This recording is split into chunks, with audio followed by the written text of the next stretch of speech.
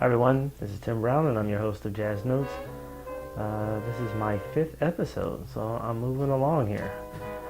This episode I want to feature a very special artist who many of you may not know.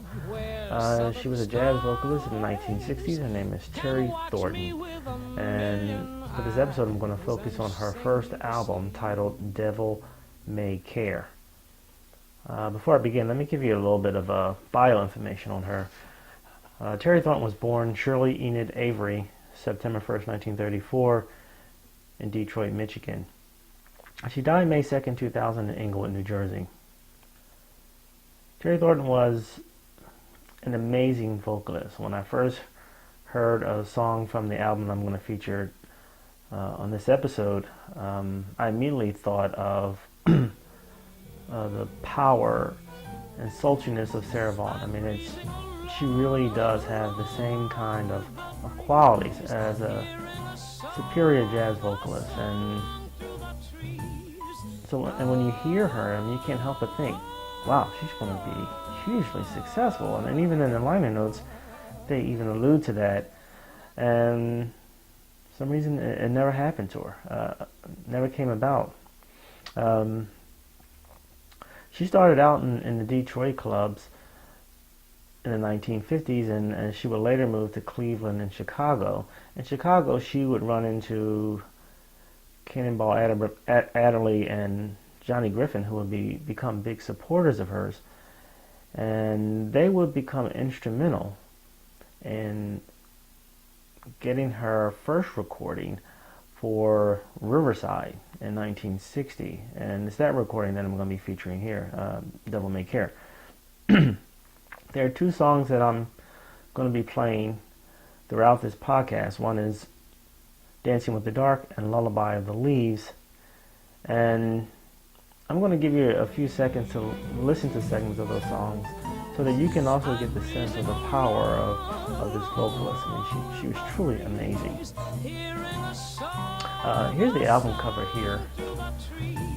And as you can see, it's a reddish tint, to echo the sort of devilish theme, although she's smiling on the cover. I guess you could say she's sort of smiling at the devil. In the liner notes, they reinforce this belief in her potential stardom. I'm going to read the first paragraph to you. Every once in a while, once in a very long while, there comes along a performer whose artistry and appeal is so clearly overwhelming that the question to be asked is not whether they will succeed, but merely how long or short a time the rise to the top is apt to take. Teri Thornton, the rich-voiced young singer who makes her record debut on this album, will seem definitely to be one of these once-in-a-while artists. And then later on in the liner notes, there's also a reference to Cannonball Adderley and Freddie Green from the Count Basie Band, who likewise echoed the same sentiments. And I'm sure you're going to come to the same conclusion as you listen to these samples that are playing in the background. Why didn't she become famous? I mean, what happened to her? Well, apparently record sales weren't great, especially for her third album. The second album she recorded for Dauntless Records, it was titled Somewhere in the Night, and that title song was also amazing.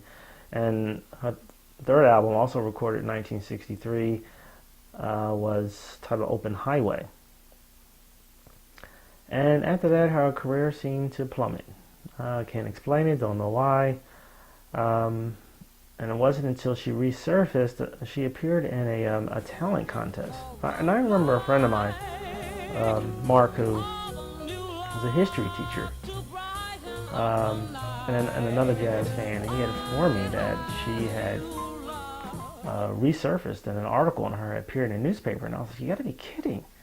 I mean, this is a 30-year difference, and all of a sudden, out of the blue, she appeared in a contest, the Monk International Jazz Competition. She won $20,000, first place prize for this contest, and of course this rediscovery would lead to her recording on the Verve record label in 1997, I'll Be Easy to Find. And as I said before, she would die 3 years later.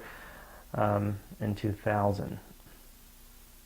I mean, I really can't say enough about her. And you've heard some of the samples, and you would have to agree. She was an amazing vocalist, and it's a happy story because yes, she was rediscovered, but there's also it was a sad story because you can hear the potential in her voice, and she should have been much more successful than she was. Well, I want to thank you once again for joining me for another episode of Jazz Notes. I'm going to include in a follow-up podcast the liner notes to this album, which, by the way, were written by Orrin Keepnews. And I might as well go ahead and mention the artists who are on this album as well. Clark Terry is playing trumpet on this album. Earl Warren is on alto sax. Selden Powell's on tenor sax. Wynton Kelly is on piano. Freddie Green, who I mentioned earlier, is on guitar. Sam Jones is on bass. Jimmy Cobb drums. And Norman Simmons is the arranger for this album. And I guess you can tell every song on this album is very well arranged. Anyway, I'll include those notes in a follow-up podcast as well. Anyway, I look forward to seeing you next time. Lullaby of the leaves.